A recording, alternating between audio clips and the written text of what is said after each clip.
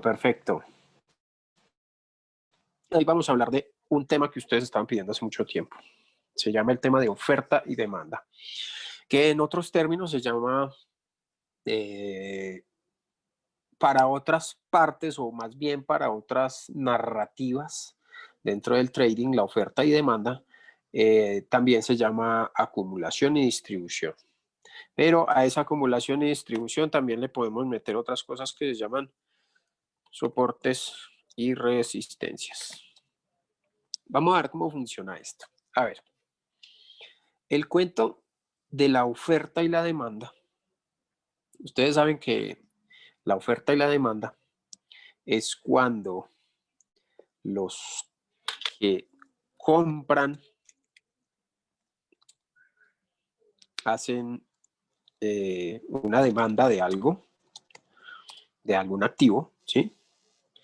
Y los que venden desarrollan oferta, ¿cierto? Listo. Entonces, cuando hablamos de compras, hablamos de demanda. Y cuando hablamos de ventas, estamos hablando de oferta, ¿sí? ¿Cuál es el cuento? El mercado se mueve por oferta y demanda, ¿sí? Pero eso cómo funciona en general. Entonces, digamos que nosotros tenemos una guitarra, ¿sí? Voy a dibujar por aquí una guitarra. Esta es la guitarra de mi abuelo. Entonces, esta guitarra tiene un costo general en el mercado. Digamos que cuando llegaron las guitarras aquí en Colombia, las guitarras valían una baratica, pues así de maderita no tan fina. Digamos que valían 100.000 pesos, ¿sí? 100.000 pesos.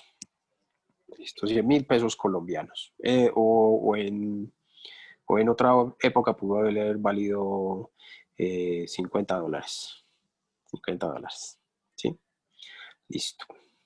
Entonces, llegó la guitarra y esta guitarra empezó valiendo $50. Borremos estos 100.000 pesos.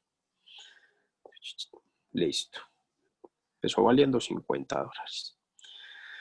Luego, después de que las guitarras empezaron a ser más conocidas y empezaron a estar de moda, en algún tiempo estuvo de moda tocar guitarra, entonces todo el mundo quería tocar guitarra. Cuando todo el mundo quería empezar a tocar guitarra, pues se generó una alta demanda de guitarras. Ojo, y no solo de guitarras, sino también de cuerdas, de estuches y de todo lo que tuviera que ver con el mundo de la guitarra y de la música, ¿cierto? Entonces, esta demanda, esta alta demanda,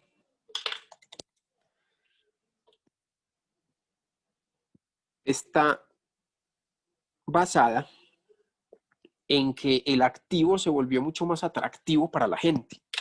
Como este activo se empezó a volver mucho más atractivo para la gente, los comerciantes dijeron, ah, bueno, listo, ya no solo vamos a empezar a vender esta guitarra, ¿sí? Ya vamos a empezar a vender otras guitarras y esas otras guitarras van a tener un costo de 60, de 90, de 120 y de $300, ¿sí? Entonces aquí vino la diversificación y empezó la demanda a acrecentar el volumen de compras. Empezó a acrecentar el volumen de compras. Cuando empezó a acrecentar el volumen de compras, todo el mundo quería comprar más y más y más y más. Y cada vez las guitarras se volvían más caras y más especializadas, ¿sí?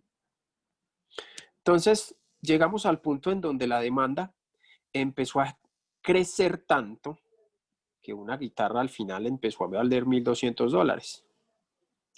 $1.200. Güey, madre, las guitarras ya están muy caras, ¿sí? ¿Qué vamos a hacer con estas guitarras? Entonces el precio se infló demasiado, ¿sí? Entonces este precio inflado, que es un precio que no podía pagar todo el mundo, que es un precio poco competitivo, que es un precio que no daba cabida a que las personas pudieran acceder a esas guitarras, empezó a hacer que el mundo de las guitarras se volviera muy costoso y los proveedores de guitarra empezaron entonces a revender sus guitarras.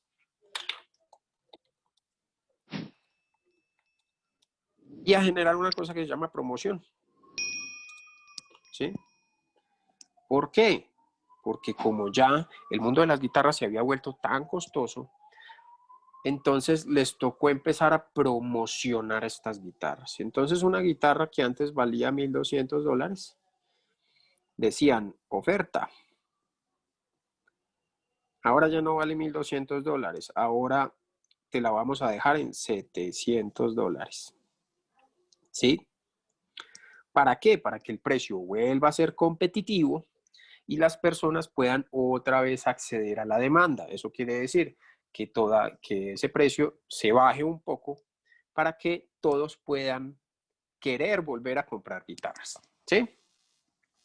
¿Qué sucede en el mundo de las finanzas? ¿Qué sucede en el mundo del mercado? ¿Sí? Del mercado financiero. Sucede la misma cosa. ¿Sí? Si yo tengo un activo que inicialmente vale $50, digamos que por ejemplo puede ser una acción,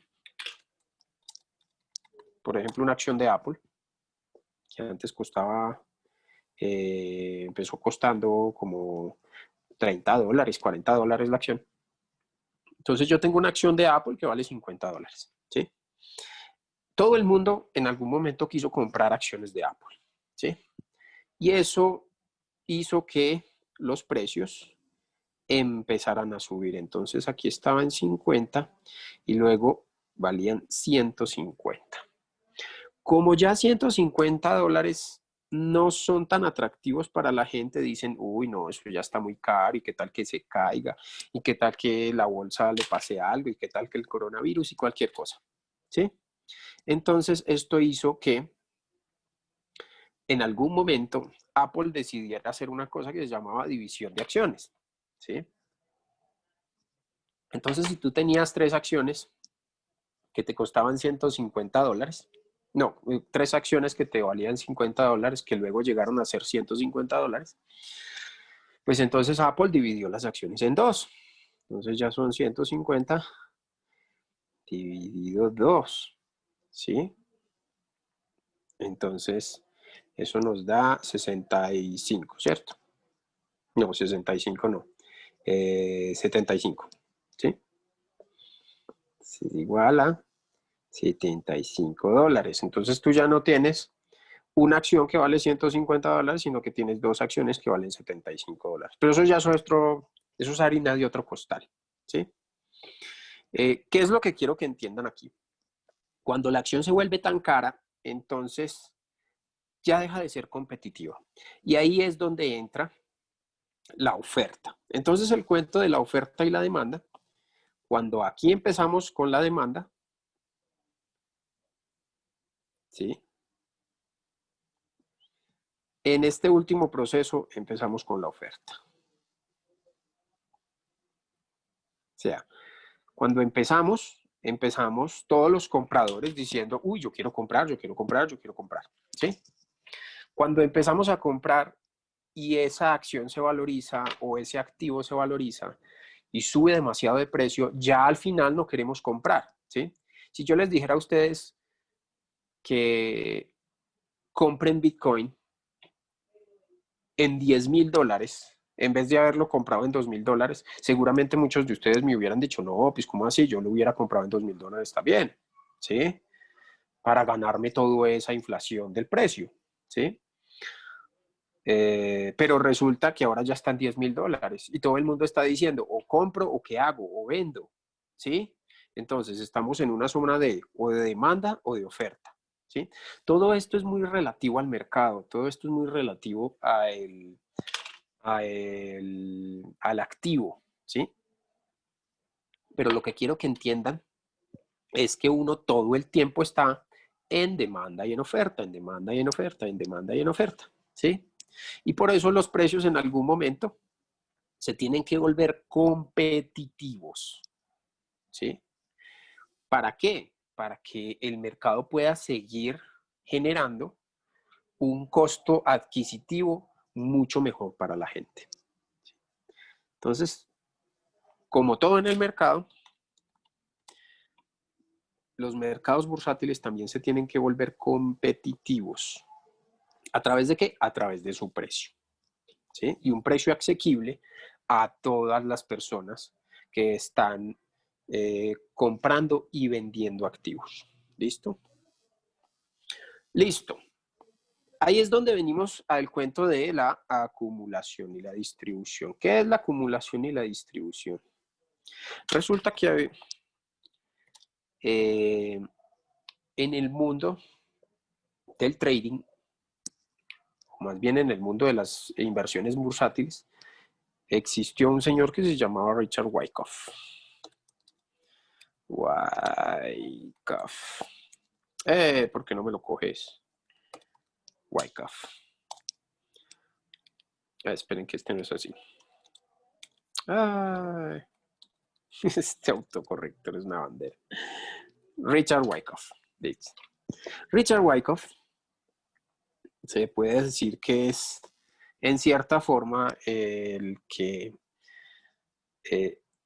más utilizó estos conceptos de acumulación y distribución. ¿Por qué los utilizó? Richard Wyckoff hace 100 años, ojo, hace 100 años, se dio cuenta a través de las inversiones que realizaban en la bolsa de valores que en la bolsa de valores habían siempre dos fases del mercado. Eso los voy a explicar por aquí con esto. Entonces, esas dos fases del mercado era que el mercado en un principio, cuando el mercado caía o cuando el mercado estaba iniciando, empezaba una cosa que se llamaba fase de acumulación, ¿sí? La fase de acumulación, que es esta que ustedes ven aquí, es una fase donde los que realizan la demanda empiezan a generar un mercado que podríamos decirlo tiende a el alza, ¿sí? Tiende a ser un mercado donde las compras son muy fáciles adquisitivamente. Entonces volvamos otra vez al cuento de la guitarra. Si tú tenías una guitarra en 50,000 pesos o en $50, pues tú hubieras querido comprar esa guitarra en 50,000 pesos y no en 300,000 pesos o en $300, ¿sí? Entonces esta fase de acumulación es una fase donde se acumulan compradores, donde se acumula, digámoslo así, la compra del activo, ¿sí? Listo. Después de esa fase empieza otra fase de reacumulación, que es cuando este activo, que está en este punto de acá, empieza una nueva fase de compras, ¿sí? Una nueva fase donde la gente tiene apetito por la compra. Entonces, a esta fase se les llama reacumulación. Dentro del gráfico, ¿cómo se ve? Así exactamente. Cuando esta fase de acumulación sale de un rango, sale de este rango que hay aquí, ¿sí? Rompe la resistencia y esa resistencia la convierte en soporte, ¿sí? Y ahí estamos en una fase de reacumulación. Ojo, esto no necesariamente se tiene que ver en el gráfico así, ¿sí? Ya les voy a explicar por qué. Pero tengan en cuenta que esto no se tiene que ver así. Yo he visto gente haciendo este cuento de Wyckoff, de las diferentes fases del mercado de Wyckoff simplemente mirando un gráfico y diciendo, es que este gráfico se parece a este específicamente, ¿sí? Pero eso no es así. Eso no es tan fácil. Eso no es que el mercado esté diciendo, es que yo me tengo que comportar así porque Wyckoff hace 100 años me dijo que yo debía hacer 3 fases, ¿sí? Y las fases no se ven así como se están viendo aquí en este gráfico. Ahorita lo vamos a ver bien. Listo.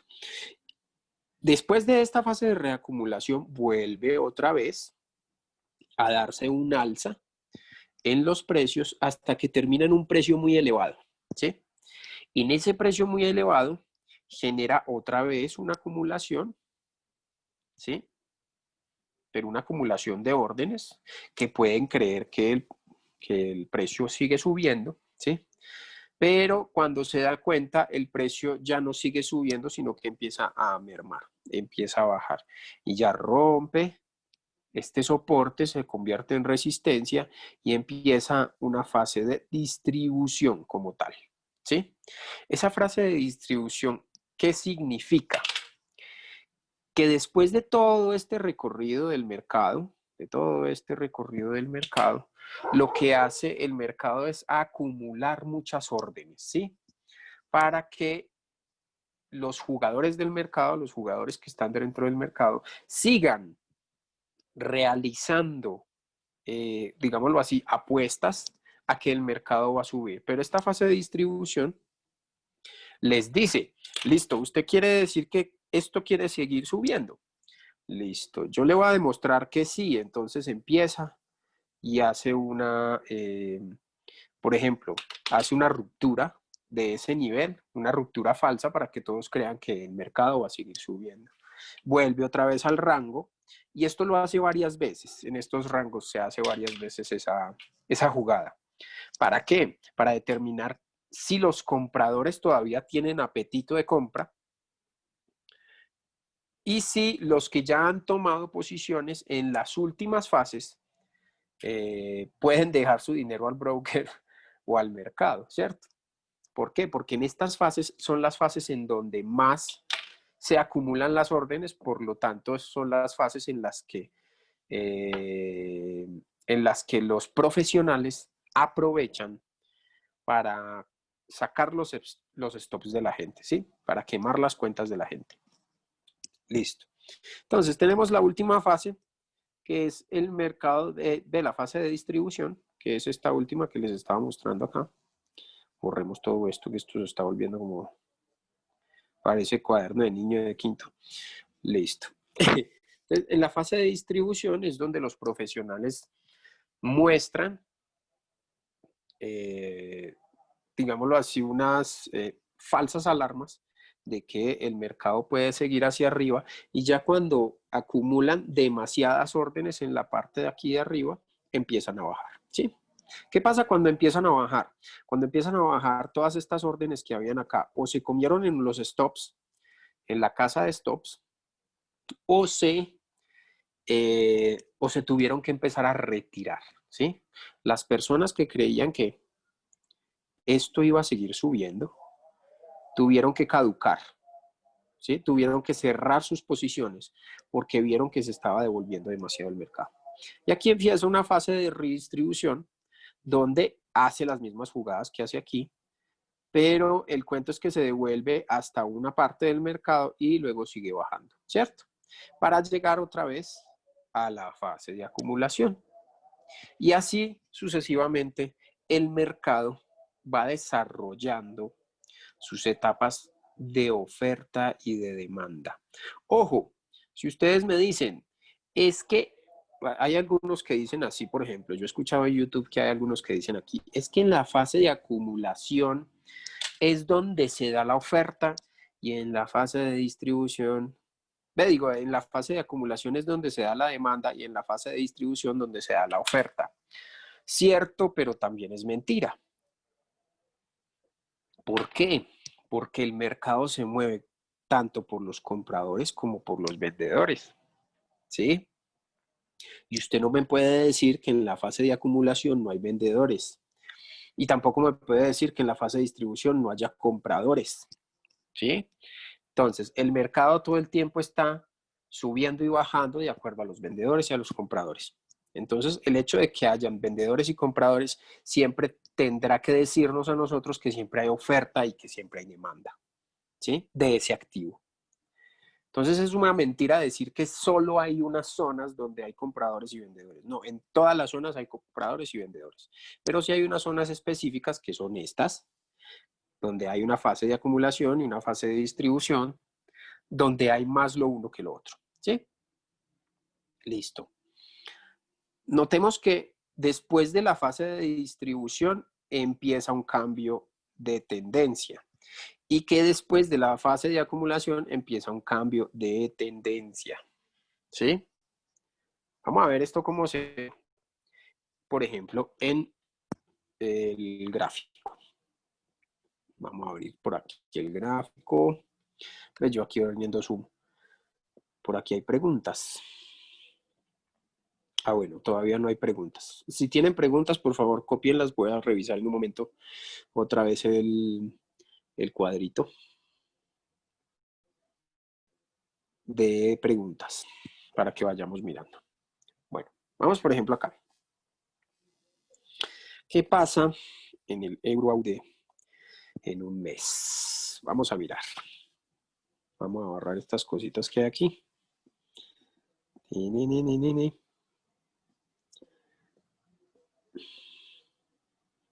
Bueno.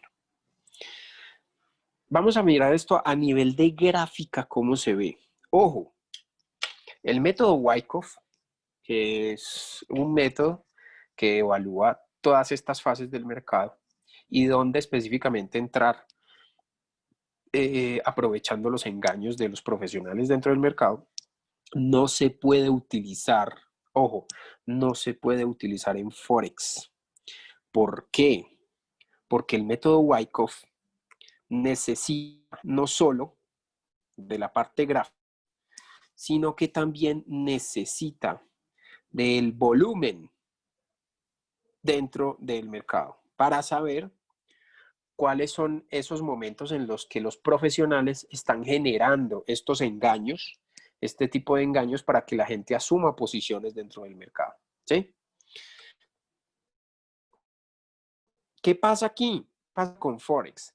Si usted pone el volumen en Forex, que es este indicador que les voy a poner por aquí, el volumen en Forex, ¿el volumen qué traduce? El volumen traduce la cantidad de transacciones que se están realizando en un activo, ¿sí? Ojo, no son transacciones de venta y compra, ¿sí? Son las dos juntas. Entonces, si yo tengo, por ejemplo, aquí 1000 transacciones de compra y 2000 transacciones de venta, pues entonces tengo 3000 de volumen, ¿sí? Dicho de forma práctica, eso no funciona así, pero dicho de forma práctica, pues puede verse de esa forma, ¿cierto? Entonces, si yo tengo 3000 puntos de volumen, yo tengo un volumen comparativo de la cantidad de transacciones que hay dentro del mercado. ¿Qué pasa con Forex? Forex es un mercado OTC. OTC. OTC. Over the counter. ¿Qué significa over the counter? Que no es un mercado centralizado, es un mercado descentralizado, es un mercado que tiene demasiados actores, ¿sí? Está el broker, está el que recibe las operaciones del broker, están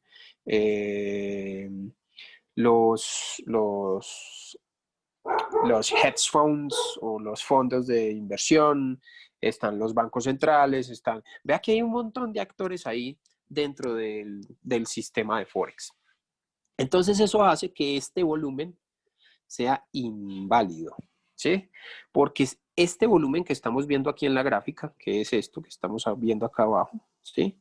Esta gráfica que hay aquí, es un volumen que puede presentar un broker, o puede presentar un banco, o puede presentar un hedge fund, o puede presentar quien nos esté dando la data de este gráfico, ¿sí? Entonces no es un volumen real, no es un volumen total de transacciones que se están realizando dentro del mercado.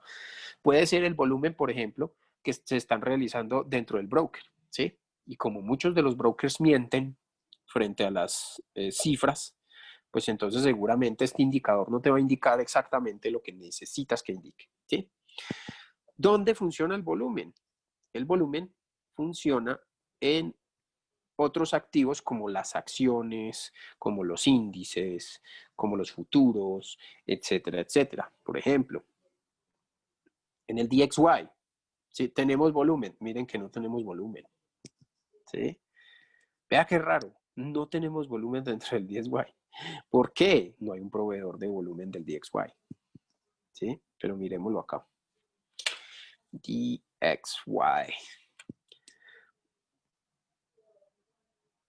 Por ejemplo. Uf, este mechazo tan brutal. Hasta donde bajó. Ok.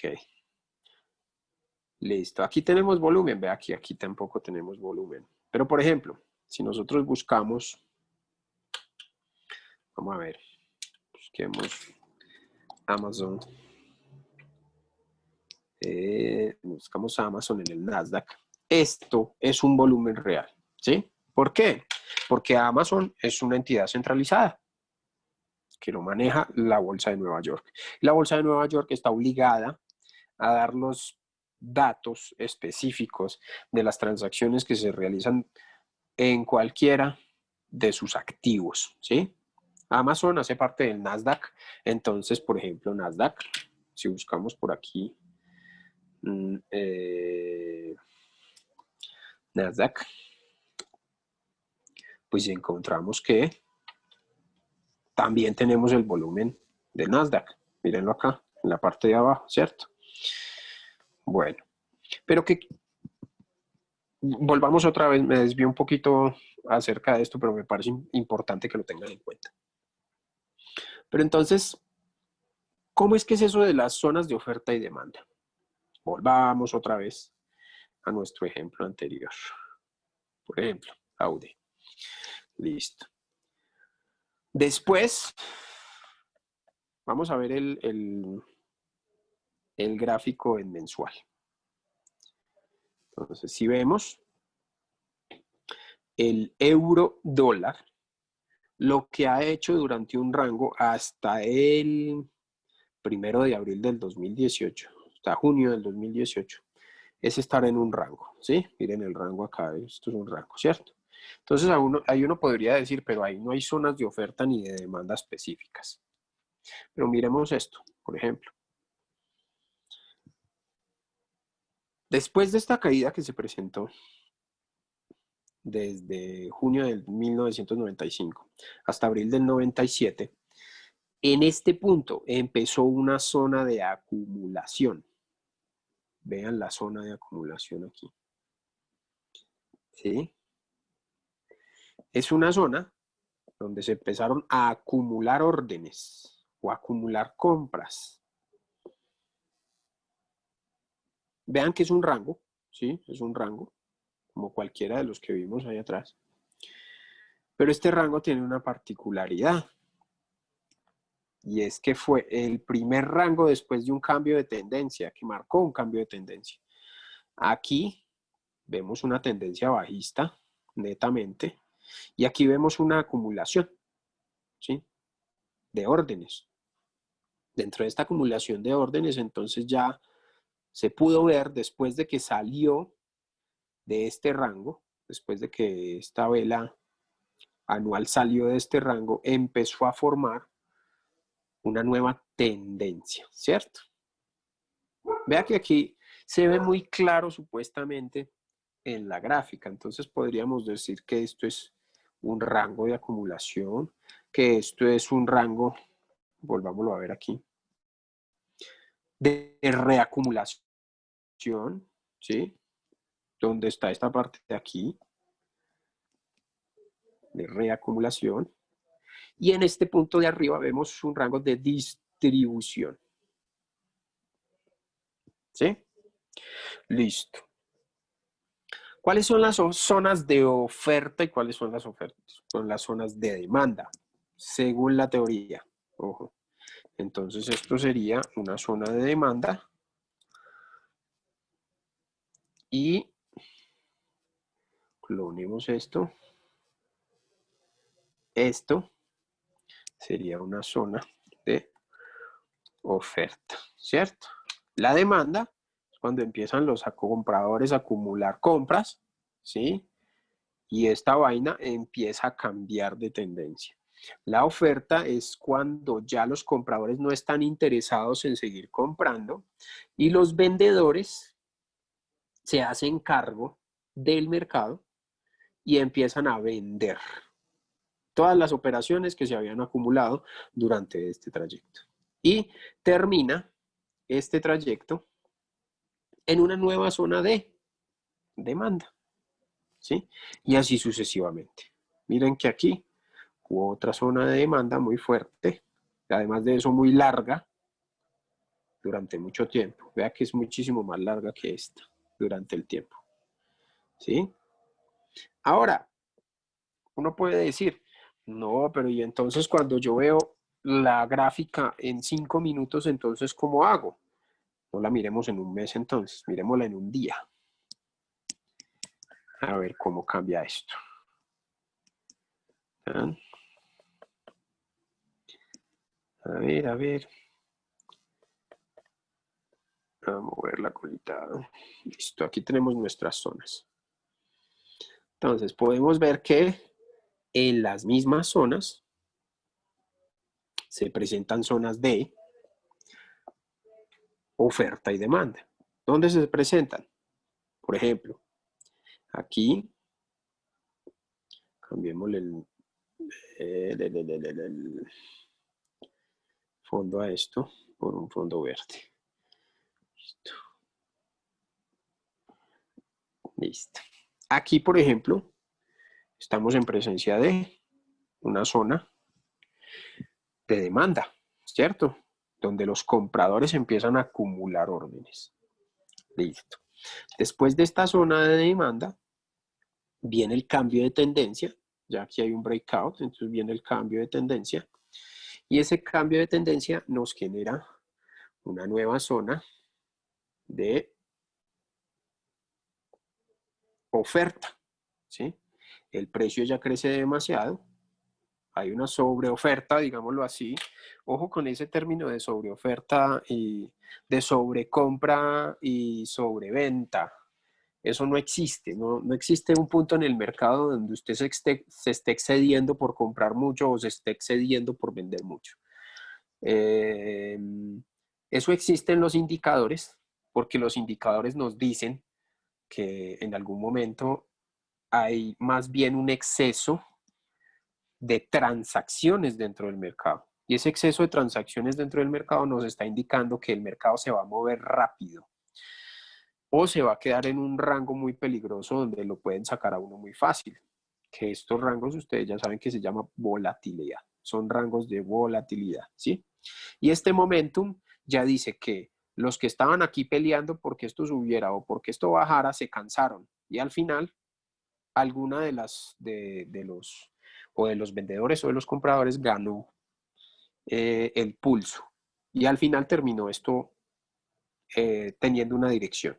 Aquí, por ejemplo, llegamos a la zona donde el precio ya estaba muy alto, no se pudo sostener el precio con los compradores que habían y al final terminaron caducando y los vendedores empezaron a tener su racha. Entonces aquí vemos una zona de demanda y aquí vemos una zona de oferta. Aquí vemos una zona de, eh, de acumulación, como lo dice aquí, y al final vemos una fase de distribución. Ojo, ¿por qué digo que esto termina siendo como los soportes y las resistencias? Miren que en cada una de las temporalidades donde usted vea, hay oferta y demanda, ¿sí?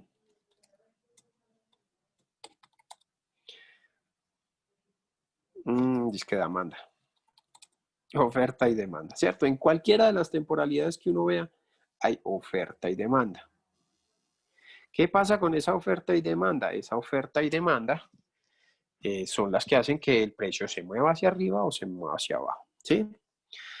Que también hay una fase de acumulación y de distribución, listo. Esta fase de distribución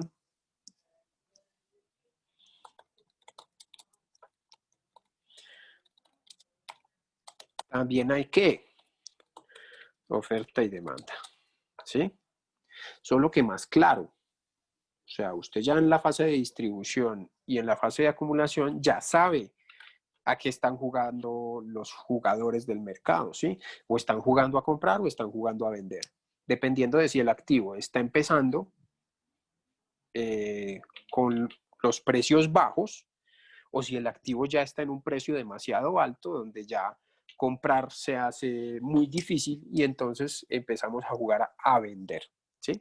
Por eso dicen en Wall Street que nunca se nace oso ni se nace toro, ¿sí? El toro nunca se nace, nunca se es simplemente toro o nunca se es simplemente oso, ¿sí?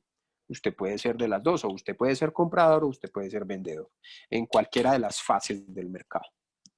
Y lo tercero es que esta acumulación y distribución, como se dan en cualquier temporalidad, tienen puntos de precio específicos,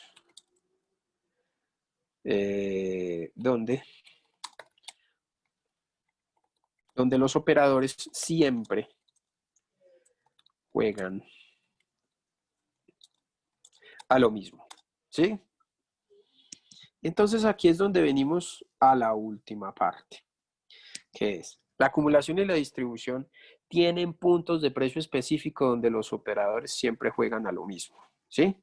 ¿Qué es que siempre juegan a lo mismo?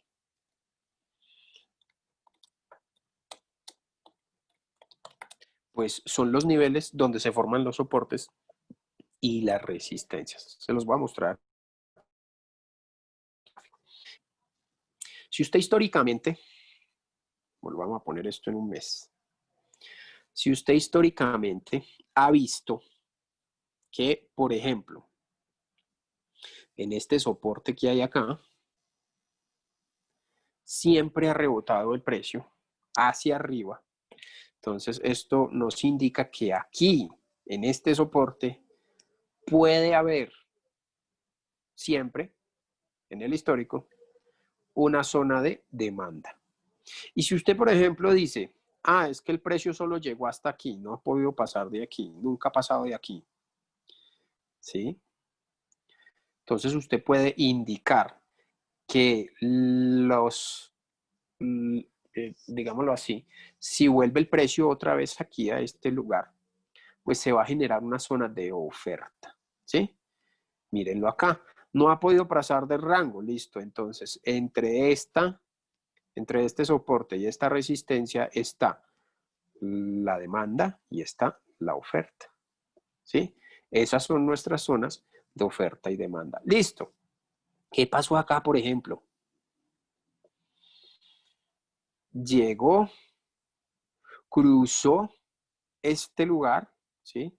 Se saltó este lugar, se saltó este precio, llegó a un precio mucho más alto, pero también bajó muchísimo más bajo. Eso quiere decir que ya no tenemos solo estas zonas de oferta y demanda, ya tenemos otras zonas incluidas.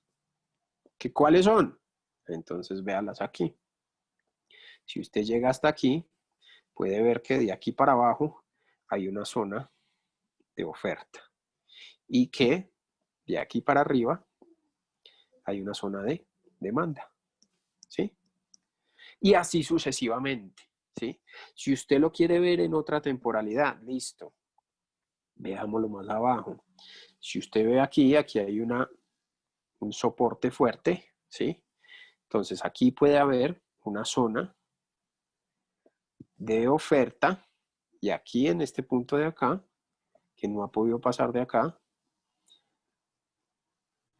hay una zona de, aquí hay una zona de demanda y aquí hay una zona de oferta. ¿Listo? Esto es igualmente subjetivo, ¿sí? ¿Qué es lo que quiero que conozcan con esto? Que el mercado no gira, por ejemplo, automáticamente, ¿sí? El mercado no llega y llegó a este punto y automáticamente se devolvió y otra vez se devolvió. No, el mercado tiene fases, ¿sí? Y esas son las fases que se hace referencia Wyckoff. Wyckoff, ¿qué dice? Que hay unas posiciones primarias alcistas y unas posiciones primarias bajistas, y que dentro de esas posiciones primarias usted puede encontrar indicios de que los profesionales, a los que ellos llaman los profesionales, que son los bancos centrales, los grandes fondos de inversión, que son los que generan estos grandes movimientos para sacar a la gente del mercado, ¿sí? Para comerse sus órdenes de stop o sus sell limits o sus buy limits, se identifican no solo dentro de algunas fases del mercado, sino que se identifican también por el volumen de transacciones que se están realizando dentro del mercado. Por eso el volumen dentro del método Wyckoff es tan importante, porque si usted no tiene conciencia del volumen, usted puede no tener conciencia de la cantidad de transacciones que se están realizando para jugar con las personas o con los actores del mercado, ¿sí? Entonces, por ejemplo, vemos acá, nosotros ya sabiendo que hay una zona de oferta en este punto y que es la zona de oferta muchísimo más alta, a la cual no ha llegado el mercado, pues el mercado sí llegó hasta aquí, pero miren lo que hizo. Llegó, hizo un impulso gigantesco hacia arriba, sacó a todas las personas que estaban aquí esperando que esto bajara, porque nunca había roto ese nivel. Y después de sacar a las personas, se derritió el mercado, ¿sí? Y no solo sacó a las personas que habían acá. Cuando llegó acá, hizo una parada. Hizo una parada que fue esta de aquí, chiquitica. Una fase de acumulación aquí pequeña, ¿sí? Para que los que creían que esto iba a seguir otra vez hacia arriba, pusieran sus órdenes acá, porque esto había funcionado como un soporte anteriormente, pusieran sus órdenes acá y lo que hizo fue seguir bajando hasta este nivel. ¿Sí? Vean todo lo que bajó. Bajó hasta este nivel y ahí sí cambió de dirección. Y siguió la dirección que necesitaba el mercado. ¿Qué pasó aquí, por ejemplo? Lo mismo. Aquí tenemos una zona fuerte de resistencia, igual que aquí en esta parte de abajo, una fuerte zona de resistencia. ¿Y qué hizo el mercado? Los profesionales, los grandes bancos, los que tienen mucho dinero, hicieron este movimiento. Miren hasta dónde llegó el movimiento, qué locura. Llegó hasta por acá. ¿Sí? Rompió esta zona y rompió esta otra zona. Y después de romper esa zona, empezó a bajar. ¿Sí? Entonces ahí es donde nos damos cuenta de todos los movimientos que hay en el mercado y de cómo las grandes instituciones juegan con los competidores dentro del mercado, ¿sí? Con todos estos actores medianos y pequeños, incluyéndonos a nosotros, que estamos dentro del mercado, que creemos que dentro de estas zonas de oferta y demanda no pueden haber más zonas de oferta y demanda, ¿sí? Entonces, ellos juegan con la psicología de las personas que hay dentro del mercado. ¿Cómo juegan? Con los soportes y las resistencias, con las zonas de oferta y de demanda, y al final también pues con nuestras emociones. Listo. Hasta ahí, ¿quién tiene preguntas? Por aquí hay en el chat. ¿Y el volumen del Bitcoin se puede presumir que es real? No. No, porque el Bitcoin también es un activo OTC. ¿Sí? Depende del broker. Imagínese. Entonces, si usted está confiando en que el volumen que le está presentando el broker es real, ¿por qué el otro broker le puede decir que hay otro volumen y ese tampoco es real? ¿Sí? ¿Sí me hago entender? O sea, si Binance te dice el volumen de transacciones que hay dentro de Binance, pues él solo te puede decir el volumen de transacciones que hay dentro de Binance.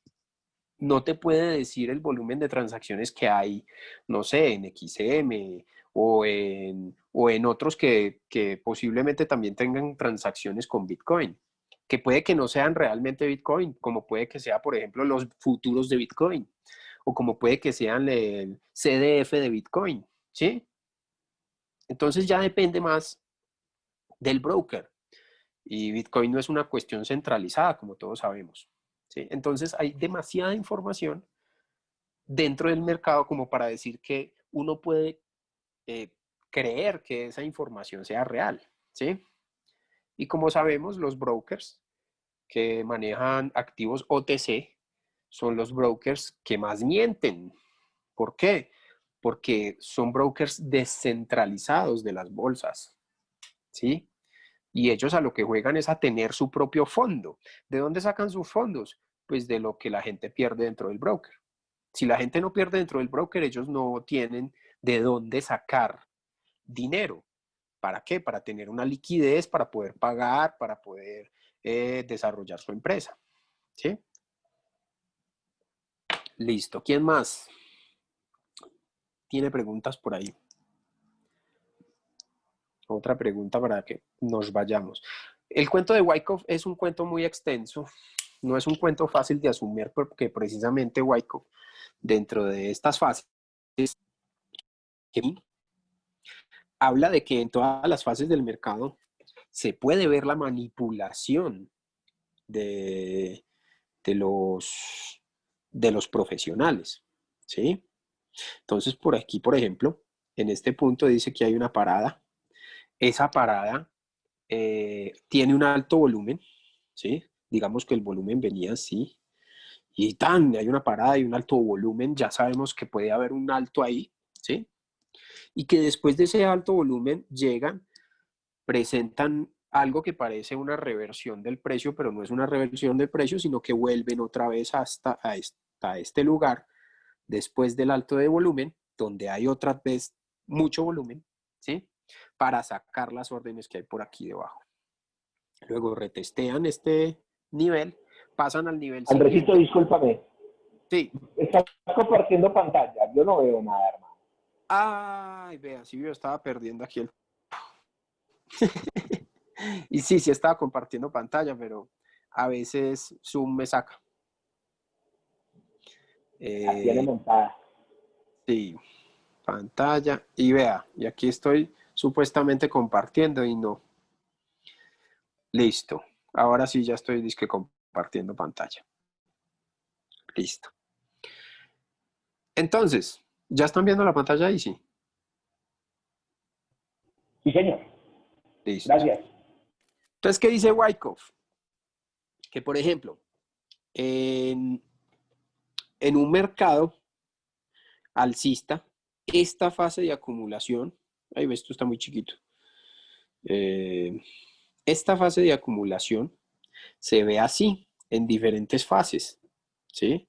Entonces dice que hay 6 fases en las cuales uno puede apalancarse después de que la acción de profesional, o sea, de los grandes bancos, de los grandes fondos, está hecha, ¿sí? Que es lo mismo que les he venido insistiendo en el cuento del Smart Money, que no entren antes de que vean esos movimientos institucionales, ¿sí? Cuando usted ve esos movimientos institucionales, usted sabe que la institución lo está haciendo para poder engañar a la gente que está ahí, en esos niveles. Llámese fase de acumulación y de distribución, llámese resistencia o soporte, llámese zonas de oferta y de demanda, ¿sí? Todo esto es simplemente la condensación de puntos dentro del mercado que están indicando, se fue otra vez la pantalla, bueno, que están indicando que la gente está asumiendo posiciones dentro de esos niveles, ¿cierto? Porque ya sabemos, todo el mundo asume posiciones debajo de las resistencias o por encima de las resistencias, o debajo de los soportes y por encima de los soportes, ¿sí? Entonces esos son puntos de atención que forman los mercados para que la gente acumule órdenes. Y eso es lo que nosotros debemos entender al momento de ver el mercado. Listo. ¿Qué otra pregunta tienen por ahí ya para irnos? Ninguna. Bueno, Buenos días. Tengo una pregunta. claro que sí, Luis Carlos, cuéntanos. ¿Cómo hacen los activos en un mercado OTC para mantener aproximadamente el mismo precio en los diferentes bolsas, exchange? Sí, sí, No, sí, claro con la pregunta. pues mira que en todos, o sea, en todos los activos, se supone que los activos están dentro de las bolsas, ¿cierto? Por eso es que compiten dentro del mercado. Pero si tú te pones a ver las diferencias entre, por ejemplo, los gráficos que muestran en TradingView los diferentes proveedores de gráficos, te vas a dar cuenta de que muchos de los gráficos no coinciden. Vamos a ver si encontramos uno, por ejemplo. Euro USD. Vamos a ver el de FXC. Listo. Entonces, miremos este gráfico. Este gráfico, por ejemplo, tiene que... No se ve la pantalla, no se ve. este muchacho no me quiere dar pantalla, espere. Comenzar. Listo. Ahí se supone que ya estoy compartiendo pantalla. Entonces, si tú ves, por ejemplo, el gráfico del eurodólar, en FXCM vas a ver este gráfico así, ¿sí? Tomemos en cuenta solamente la forma del gráfico, ¿sí? Entonces, si nosotros comparamos este con el de ICE, por ejemplo, vemos que es el mismo, ¿sí? Que no tiene ninguna variación. Sigamos buscando. Pero, por ejemplo, el de forex.com nos pone las mechas más pequeñas, ¿sí? Eso quiere decir que las mechas, que el precio no está llegando donde están llegando los otros gráficos. Y así sucede con todo el mercado OTC. Cada uno tiene su interpretación del mercado. Te pongo un ejemplo que me sucedió hace unos meses. Cuando yo empecé a hacer mis operaciones con XM, yo veía un tipo de gráfico. A mí me gusta ver los gráficos de Oanda, ¿sí? Muchos activos no tienen los gráficos en Oanda, pero otros sí. Por ejemplo, el eurodólar, que es el más famoso dentro de Forex, tiene su gráfico en Oanda y tiene su gráfico en FX y en forex.com y en otros muchos, ¿cierto? Cuando yo veía ese gráfico en Oanda, yo ponía mi stop loss y mi take profit en unos puntos específicos, ¿sí? Por ejemplo, que aquí fuera un stop loss en 1.200 y mi take profit fuera aquí en 1.121, ¿cierto? Cuando yo no ponía las órdenes al mercado, sino que lo que hacía era programar mis órdenes, lo que hacía XM es que llegaba al punto y no me abría la orden.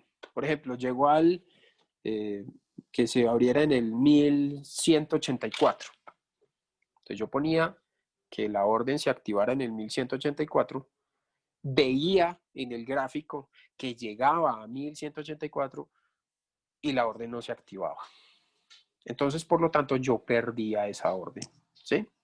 Hasta que me di cuenta que algunos de los gráficos tenían, por ejemplo, una variación en los precios.